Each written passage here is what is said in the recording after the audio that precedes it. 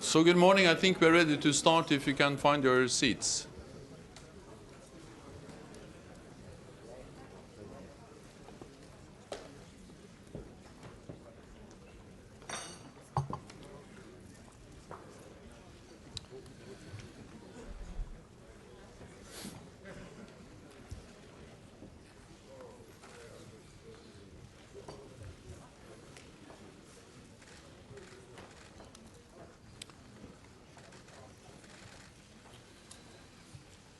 Good morning, and many thanks, Prime Minister Johnson, for hosting all of us. It's really a great pleasure to be here.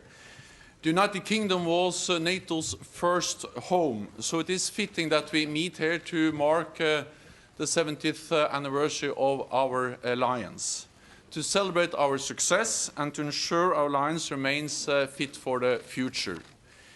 NATO is the most successful alliance in history because we have changed as the world has changed.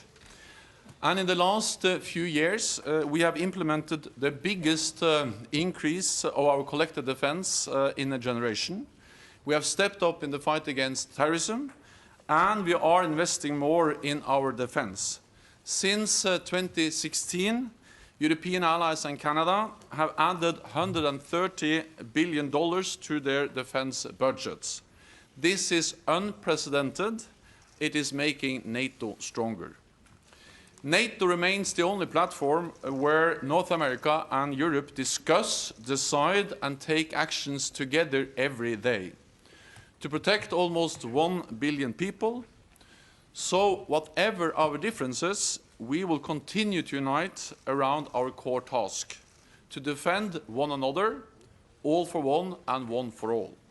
And now I invite our host, Prime Minister Johnson, to take the floor. So Boris, please, you have the floor. Thank you very much, Jens. And I'm delighted to welcome everybody here to the United Kingdom to celebrate the 70th anniversary of NATO. And as you say, Jens, I do feel that our alliance is coming home because Britain was a founding member of NATO, and it was here that NATO opened its first headquarters, of course, in Belgrave Square, shortly actually before moving to Paris, as I'm sure colleagues will recall.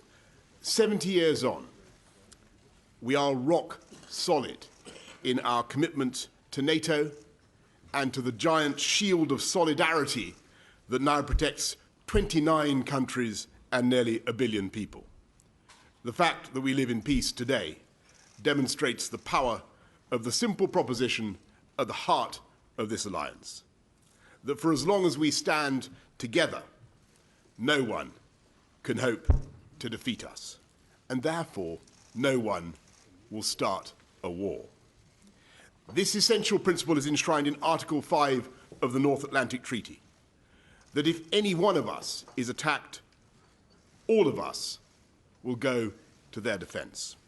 If NATO has a motto, it is, as Jens says, one for all and all for one. And this doctrine of coming to one another's aid, incarnated by NATO, provides the single most important explanation for why the British people and hundreds of millions of our friends live in peace and freedom today.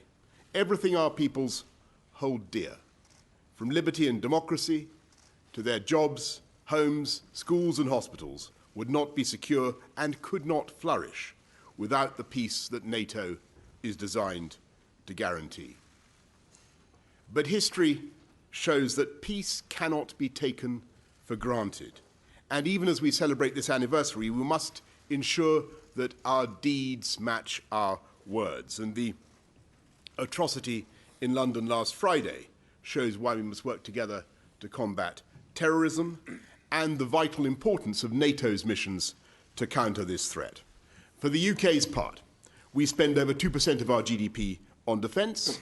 We are proud to be making the biggest contribution of any European ally to NATO's readiness initiative by offering an armoured brigade, 2 fighter squadrons and 6 warships, including the Royal Navy's new aircraft carriers. As friends and allies, we must never shy away from discussing new realities, particularly NATO's response to emerging threats like hybrid warfare and disruptive technologies, including space and cyber. At this Council, we have the opportunity to strengthen the unity of purpose that has made NATO the greatest and most successful alliance in history, and to take the new steps that are profoundly necessary to ensure another 70 years of peace and security. Thank you very much. Thank you so much, Boris. That concludes the public part of this meeting. So I thank the media for joining us at the beginning of the meeting, and we will continue this meeting in just a moment.